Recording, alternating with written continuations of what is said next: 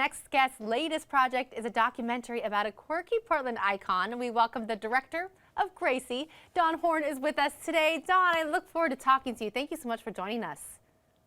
Thank you for having me. Oh, Gracie Hansen. For those who do not know about her, share a little bit about who she is.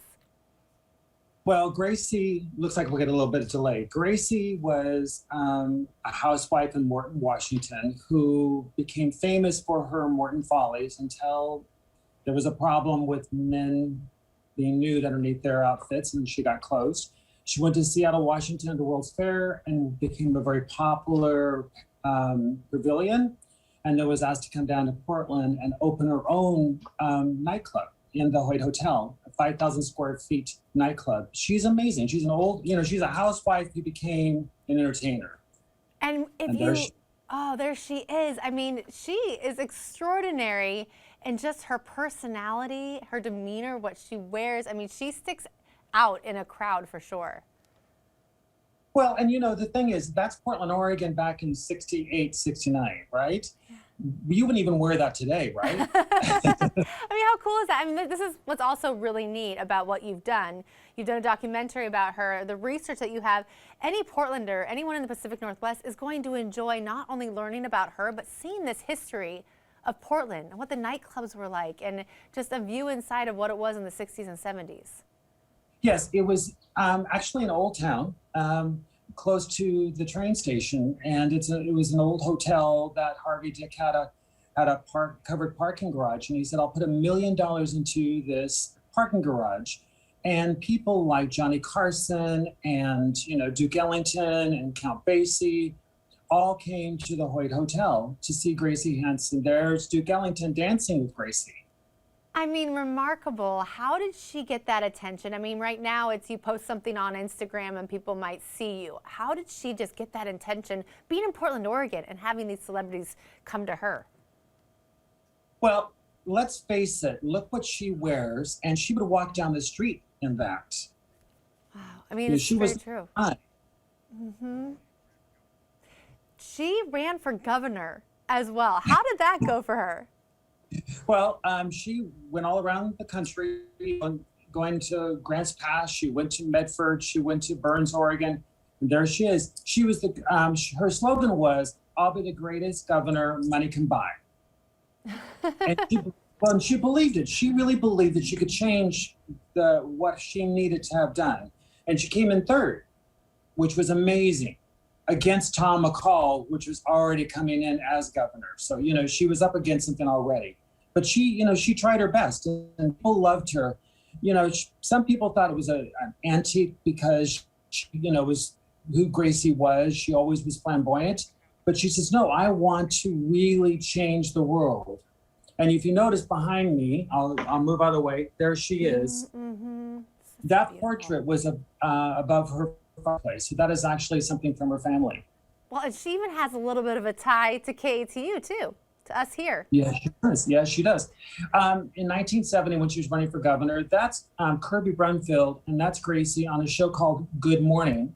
And Gracie was the horoscope lady. And she'd come in every week and tell horoscopes. Such a personality. Who has she inspired today? How is Portland what it is today because of her, places that you see?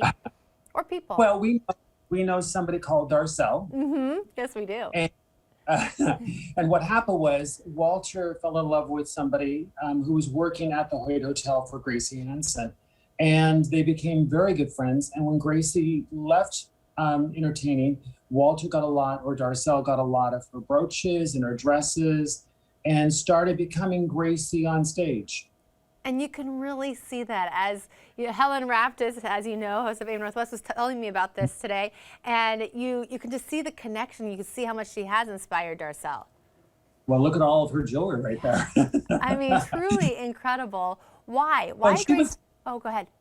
I was going to say, she was, I would say, somebody who we don't have anymore. She didn't care about what people thought about her. She just believed that she needed to do things. She didn't wait for it to happen. She did it.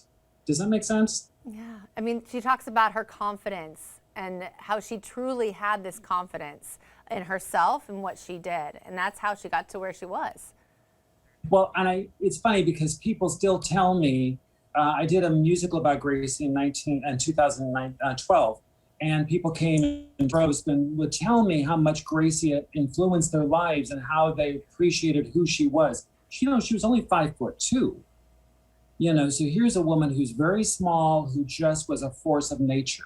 She believed in doing things and not waiting around to have them done. And the inspiration she has on Darcel, who's also a force of nature. I mean, take a look here and you can see it. You can just see, oh, it's so cool. Well, that is Gracie's dress that Gracie's wearing, and that Walter Darcel is wearing the same dress. Not like actually her dress. That is her dress. Is it now, really? The train is longer on Gracie than it is on Darcel, if you notice. But it is actually the same dress. I mean, that's just, you see pictures in black and white, and you don't understand like how vibrant they were back then. And for Gracie to be wearing that dress, I mean, we showed some of those pictures in color of her standing out in a crowd just on the street. But I mean, take a look at that dress. It's incredible. Well, and when we did the musical, we used that dress also. So that dress in 1965, I would say, is still valid today to be used on stage. And then 2 years ago, when we did the Oregon Historic Society exhibit, that dress was at the exhibit as well. You've taken so much time to write about her, to have the one-woman show about her, the documentary. I mean, I know that you've been in Portland history for a very long time, so other things have also piqued your interest. But why Gracie so much? I think, to be honest with you, it's because she charmed me. She just had something that, like the it girl of years past, where it made sense that she didn't let anything stand in her way. She would walk into a room and she just, open her arms and greet everybody. She didn't care who they were. She had standards, though. The girls had to wear dresses, couldn't patronize customers. She really had standards, and she would not dress with the women. She always dressed with the guys. So neat. Okay, before you go, we have to say that you also directed a one-woman show starring our very own Helen Raptis as Irma. I mean, she's incredible, Helen. I totally agree. She's actually in a couple. That's the second one-woman show. The first one is Sue Menger's I'll Eat You Last, and this one truly charms.